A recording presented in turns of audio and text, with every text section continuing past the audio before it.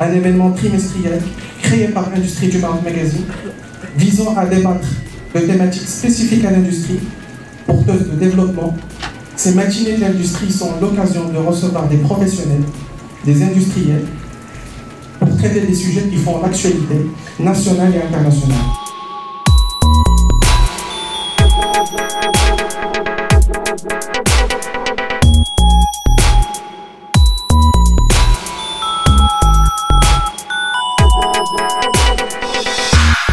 Au Maroc, on a l'inverse, on a une population jeune. On a une population jeune et par exemple, il y a des indicateurs comme le taux d'engagement des Marocains sur les réseaux sociaux, YouTube, Facebook, Twitter, est très au-dessus, je crois que c'est 15 points au-dessus de la moyenne mondiale. Il faut bien comprendre ce que ça veut dire. Ça ne veut pas simplement dire que les Marocains perdent plus de temps sur les réseaux sociaux et qu'ils sont jeunes, ils ne savent pas ce qu'ils font. Pas du tout. Ça veut dire qu'ils sont beaucoup plus, ils sont digital native, c'est-à-dire qu'ils sont sur le digital, sur les outils digitaux toute la journée, au moins 2 heures par jour, et qui connaissent très bien ces outils. Donc quand ce même Marocain qui a un smartphone, qui vit au fin fond de la région de la Tafilette, je vous rappelle que je crois que le taux c'est 45% des Marocains dans le monde rural qui ont un smartphone. C'est énorme.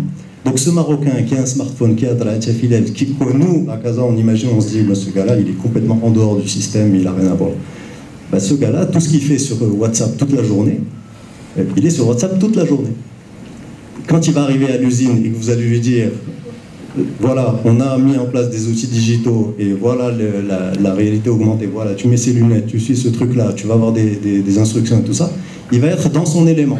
Ce qui n'est pas le cas de l'ouvrier allemand qui est à 67 ans parce que l'âge de la retraite est repoussé à 67 ans. Il a 67 ans, vous lui dites bonjour, aujourd'hui on va mettre des lunettes connectées.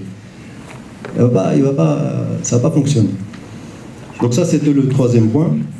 Sur les ressources humaines, on part avec un avantage. C'est un, la population qui est digital native massivement. Deux, l'idée qu'on a cette profondeur stratégique qui est l'Afrique de l'Ouest. Et là, c'est le même principe quand vous dites oui, Casablanca doit devenir une capitale du shopping pour les Africains de l'Ouest, parce qu'ils n'ont pas de visa pour aller à Paris, donc ils vont venir à Casa sans visa, ils vont faire le shopping à Casa. C'est la même idée. C'est de dire, au lieu d'aller travailler dans une entreprise IT aux États-Unis, au Canada, en France, ils pourront venir au Maroc. Aujourd'hui, par exemple, dans l'automobile, vous avez des écosystèmes qui sont construits sur le modèle d'une tête d'écosystème qui a des fournisseurs de rang 1, rang 2, rang 3, et puis on aide le monde et on fait travailler tout le monde un à un. Mais le jour où vous avez la fabrication additive, c'est-à-dire la fabrication 3D, la tête d'écosystème, il n'a plus besoin forcément de fournisseurs. Le fournisseur qui lui fabriquait son rétroviseur, par exemple, il achetait le rétroviseur extérieur et il le mettait sur il peut peut-être imprimer le rétroviseur dans son usine même. Donc ça change, si vous voulez, c'est un nouvel animal dans la jungle, et ça change la chaîne alimentaire. C'est plus ceux qui bouffaient les gros, bouffent les moyens bouffent les petits. Et maintenant, vous avez le gros pour bouffer tout le monde. Donc il est tout seul, c'est juste un lion dans la jungle, il est tout seul. Il a sa machine à fabriquer, il est tout seul. Donc ça, il faut que...